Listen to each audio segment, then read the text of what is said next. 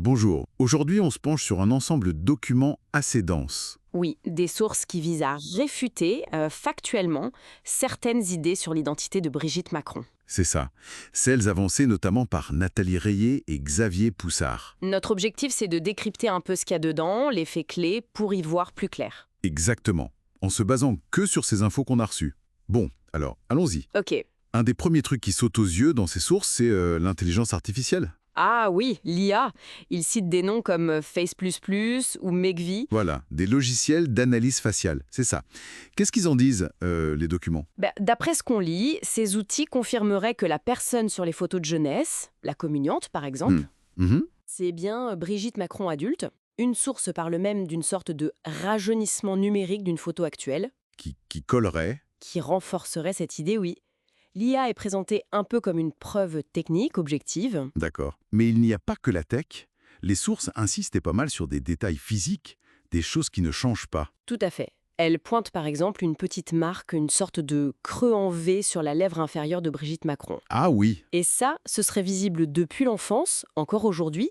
C'est présenté comme un marqueur d'identité constant. et comme une preuve qu'elle est née femme. C'est ça l'idée derrière. C'est ce que les sources avancent, oui, ce détail physique persistant. Et cette analyse physique, elle va jusqu'à comparer avec son frère, Jean-Michel Trogneux. Oui, oui.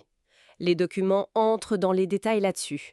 Ils parlent de différences morphologiques qu'ils jugent importantes. Comme quoi, par exemple? Alors, la forme des oreilles. Apparemment, Jean-Michel n'aurait pas d'ourlet descendant, une forme différente. D'accord, on parle aussi de la forme du crâne, concave, chez lui vers la tempe, l'os zygomatique est plutôt convexe chez elle. Ah quand même. Et même un ptosis, une paupière qui tombe un peu.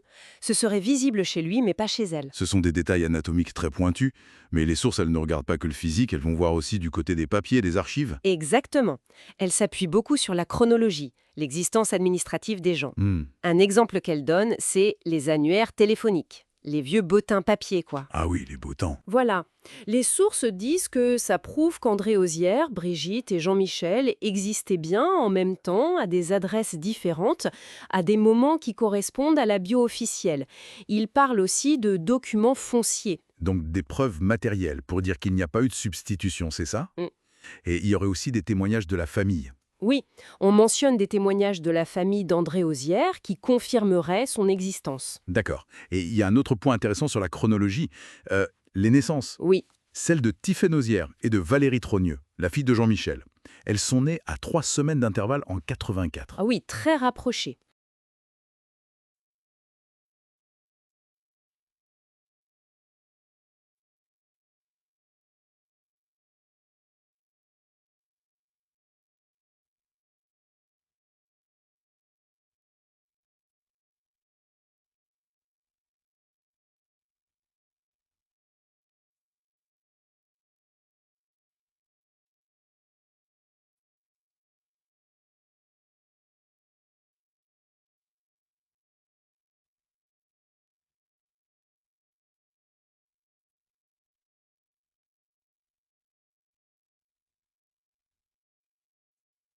Du coup, les sources jugent ça très improbable qu'elles aient pu être portées par la même personne.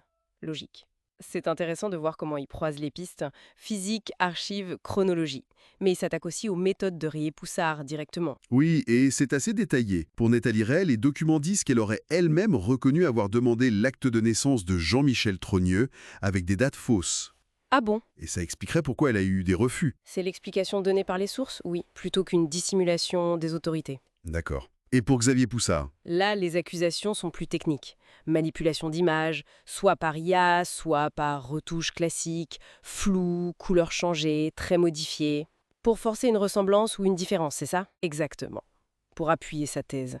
On l'accuse aussi de citations tronquées et d'oublier certaines archives, comme les bottins, justement. On sent une critique méthodologique assez forte, quand même. Absolument.